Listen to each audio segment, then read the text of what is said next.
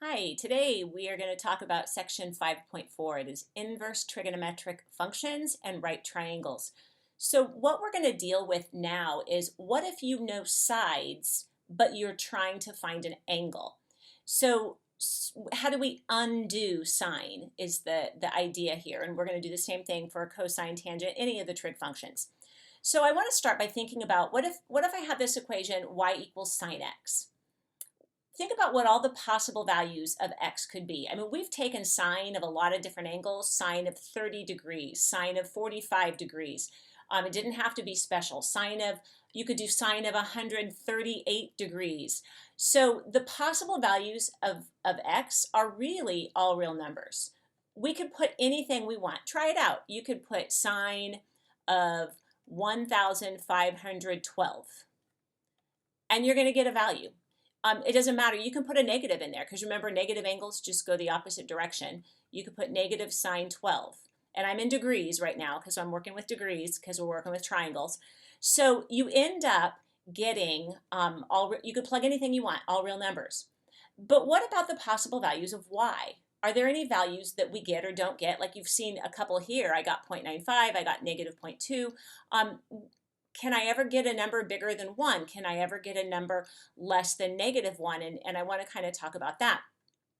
Now remember that if x is my angle, then this is the opposite side, this is the adjacent side, and this is the hypotenuse. And remember that sine x would be the opposite over hypotenuse. Now think about the sides of the triangle. Which side is the largest? Well, this is the largest side, and it has to be.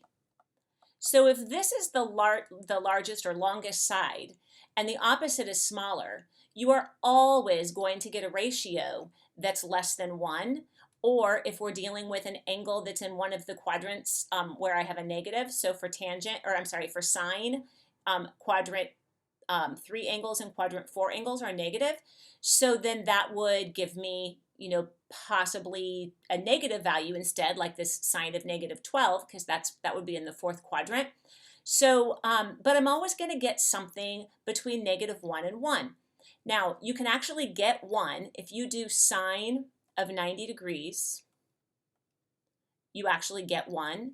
If you do sine of negative, actually let's do sine of, well, I'll do negative. Let's do 270. You get negative 1. So it's possible to get 1 and negative 1, but you can never go outside of that. So the possible values of y are negative 1, in between 1 and negative 1. So this is my domain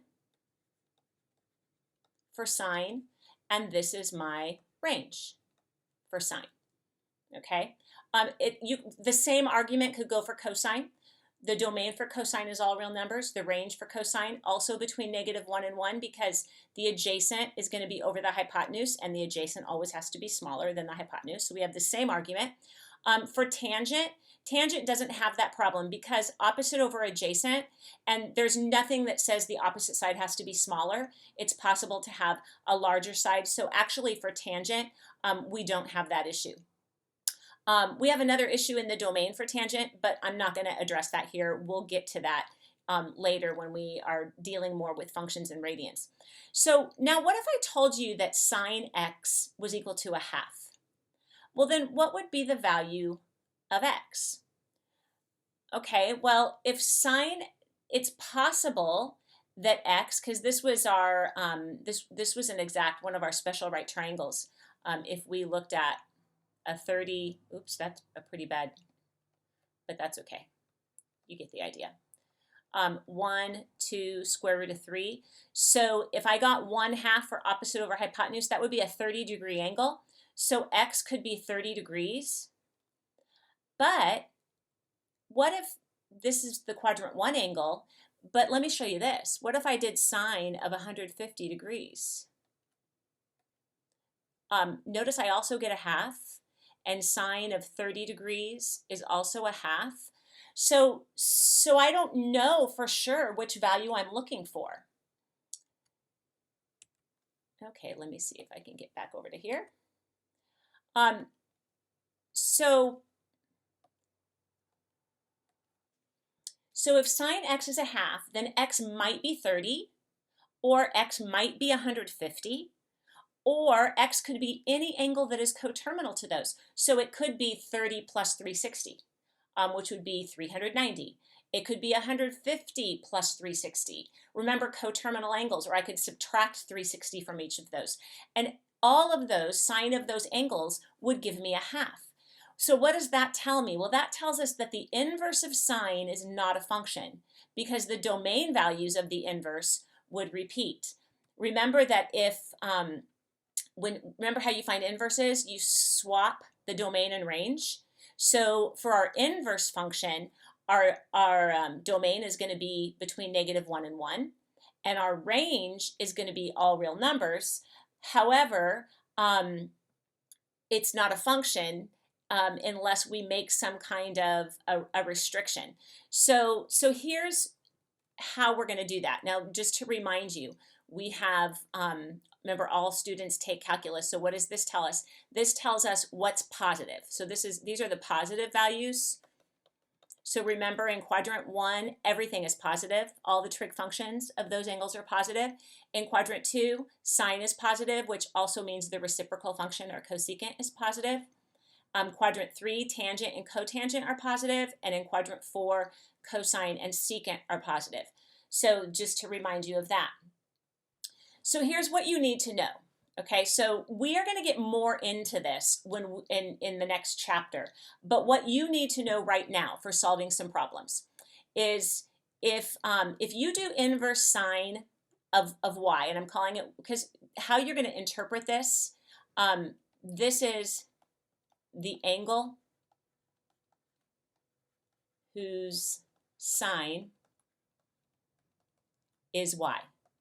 That's how you would interpret inverse sine. This is returning an angle. So this would return an angle that's in either quadrant 1 or quadrant 4, always. It's going to either be a quadrant 1 angle or quadrant 4. If it's a positive value, then it's going to be quadrant 1. And if it's negative, it's going to be quadrant 4. Okay? They're two connecting parts of the circle, quadrant 1 and quadrant 4. Remember, sine is positive in quadrant 1, and it's negative in quadrants 3 and 4. So using quadrants 1 and 3 would not be connected, so it's easier to use them as connected. Inverse cosine and actually it's going to always return an angle between -90 degrees, and I'm going to call it theta, and 90 degrees. So you're going to get angles between that. Inverse cosine will return an angle in quadrants 1 or 2, because cosine is positive in 1 and negative in 2, and so it's easier to use those connected. So it's going to always return something in between 0 and 180. And inverse tangent's going to do like sine, and it's going to return something in those quadrants. And the quadrant 4 solution, if you get a quadrant 4 solution, it's going to show up as a negative angle. If the angle you want is in a different quadrant, then you have to use reference angles to figure it out. So suppose you were doing inverse sine of something and you wanted a quadrant 2 angle. Well, if you do inverse sine of that, it's going to give you a quadrant 1 angle. You're going to have to use reference angles, and we'll see that when we get to doing one of those. So let me just show you with an example here. So so for this first example, I want to figure out what theta is. So the first thing you have to do is decide what trig function can I use for this. So I can see I have opposite and hypotenuse. So I'm going to say sine theta equals opposite over hypotenuse. So I get 6/10. Now I want to solve for theta. So really what I'm doing is I'm going to take the inverse sine of both sides. I should have left a space. Remember the function notation? F of x is your function, and f inverse, this is an inverse function. So that's what this -1 means. It's an inverse function. So on your calculator, if you do, to access it, see above the sine key, it has sine with a little -1. So you go second, and then you hit that, and so it's inverse sine. And then you type in the 6/10, or you could have done 3/5. And we get, I think I said to round to the nearest, I think your directions say round to the nearest tenth, so we'll do that. So we get 36.9 degrees. So that's what this would be. Now, when you see this notation, inverse sine, I'm going to reduce that, 3/5. This means the angle whose sine is 3/5. Now, I made a note down here. When it's in a triangle like these, there's only one solution. So if you're given this acute triangle, you only have one solution. You don't have to worry about that whole, oh, what about the other quadrants? You don't have to deal with that. So next example, start by thinking of what trig function you would use. I've got the opposite and the adjacent, so that means I should use tangent. So tangent theta equals opposite over adjacent. Now I want to undo tangent, so I'm going to do inverse tangent. So this is what you're doing, even though I don't necessarily show this step all the time, but well, I never do. So, but this is what you're doing. So you're taking inverse tangent. Whatever you do to one side, you do to the other. And so when you do that, we get theta equals, and we have to do inverse tangent of 9/13. So we're going to do that. Oops, except that wasn't it. So inverse tangent of 9/13. And I get approximately 34.7 degrees. I guess I should say approximately on those. So that's what you're going to do on those. And so it's not a big deal to do inverse tangent or inverse trig functions on your calculator. And you probably did them in geometry when you guys did your trig unit, and not hard to figure out. All right, so now we have another question here. Find all angles theta between 0 and 360 satisfying the given equation, round to 1 decimal place. So now note, just as a side note, your homework problems say to go from 0 to 180, but I wanted to show you, and that's fine, you can do that, but I just wanted to show you between 0 and 360 because you need to understand this reasoning. So first of all, I'm told that sine theta is 2/3. Well, 2/3 is positive. So this tells me something about theta.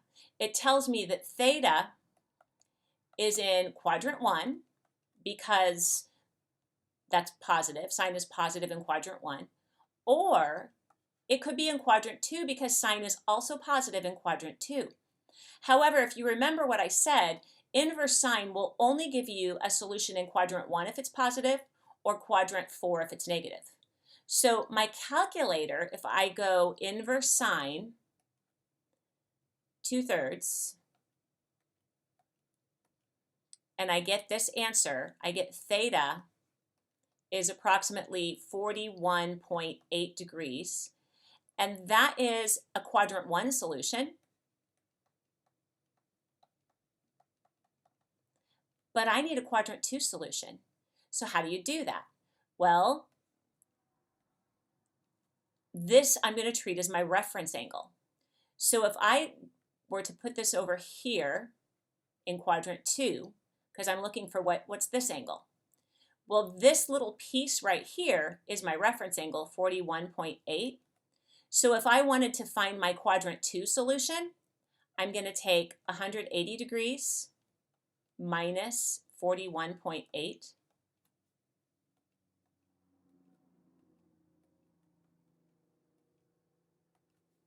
And I get 138.2 degrees. That would be my quadrant 2 solution.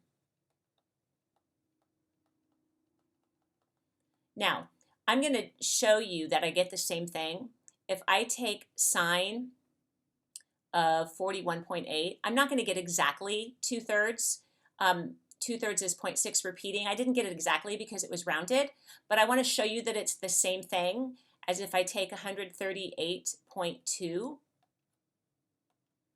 I also get the same thing. Now, if I gave a quadrant 3, if I used my reference angle down here in quadrant 3, I would get the same value, but it would be negative, and so would quadrant 4, since I'm dealing with sine. So my calculator just gave me the quadrant 1 solution.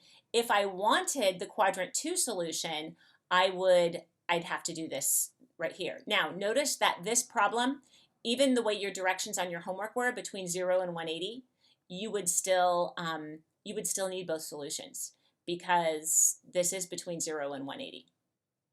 Next problem.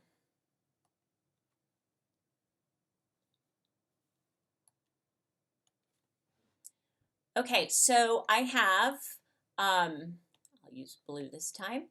So we've got cosine theta is -3/4. So what does that tell me? That tells me that theta is in quadrant, if cosine is negative, so it would be quadrant 2 or quadrant 3. Okay, now remember, if you need to look back, inverse cosine will give me an angle in quadrant 1 or quadrant 2. So if I were to do inverse cosine, -3/4, remember this is going to give me the angle whose cosine is -3/4. I get theta is about 138.6 degrees. Now, I need the quadrant 3. Actually, according with our directions that we would have, we'd be done right now, because between 0 and 180, this would be our only solution. But if we wanted to know the quadrant 3 solution, because we know there would be one, we have to know what the reference angle is, and it's not this. So you could do this a couple ways. The easiest is just to do inverse cosine +3/4, because that's your reference angle. I'm going to call that theta prime. So 41.4. And then now we want the quadrant 3 solution. So we want this angle, because that would be the quadrant 3 solution. And here's my 41.4. So my other solution, my quadrant 3 solution, would be, you're going to take 180 plus the reference angle. So 180 plus 41.4. And we get 221.4 degrees, and that would be in quadrant 3. So then I would have my two solutions. So the calculator only gave me one of them. Then I had to do a little bit of work with the reference angles to figure out the other one. So for this last one, if I do, to find theta, I'm going to do inverse tangent of 5. By the way, we know that this is, theta is in quadrant, tangent's positive in quadrant 1 or quadrant 3. So this is going to give me the quadrant 1 solution. So if I do inverse tangent 5, I get theta is about 78.7 degrees, which I can use this as the reference angle because it's less than 90. So then my quadrant 3 solution, I'm looking for this angle, and this piece right here is 78.7. So I'm going to take, what are we going to do? 180 plus that. Had a little lapse there for a moment. And I get the quadrant 3 solution would be 258.7. Okay? So that's what you would do on those kinds of problems. So a little bit of, a little tricky. Obviously getting one of the solutions is easy. But then if there's a second solution that you need, that one's tricky. This one would not have required a second solution because your homework just says 0 to 180, and so quadrant 3 would not be in that. All right, next example. Find the exact value of the expression. So here we're taking cosine of inverse cosine of 4/5, and that looks complicated. But if you interpret this as the angle whose sine is 4/5, because remember that's what it means. If you're taking inverse sine, you're getting an angle. So the angle whose sine is 4/5, and then build a triangle with that. And it can be your generic triangle. So I'm going to have my angle, I'm going to call it theta. The angle whose sine is 4/5. Well, if the sine of this angle is 4/5, then I need to put the 4 on the opposite and the 5 on the hypotenuse. And then I have to figure out the other side. So 5 squared minus 4 squared. 25 minus 16 gives me 9, so the square root of 9 is 3. And you may have noticed, if you're familiar with the 3, 4, 5 triangle, notice it's not drawn to scale because you might look at that and say, oh, but it's my generic triangle. Okay, so now I need to find, remember this is my angle theta, the angle whose sine is 4/5, I called it theta. So now I just need cosine theta. So cosine theta is just 3/5. Done. Okay, so that's all we have to do. Okay, I think this is the last one. Remember this is the angle whose sine is 12/13, and it doesn't have to be sine, it could have been something else. So we are going to build a triangle. And the sine is 12/13, so I'm going to put the 12 here and the 13 here.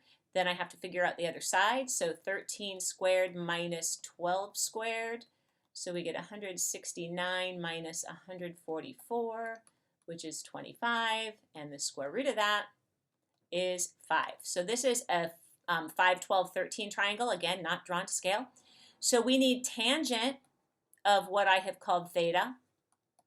So tangent is opposite over adjacent, 12/5. Done. So these are a lot easier than they look. Remember to kind of interpret the angle whose sine is, whatever, and draw a triangle, and then it is easy. So that, I believe, was the last one. Yep. Okay, so that takes care of your video, and then you also have some homework problems to do.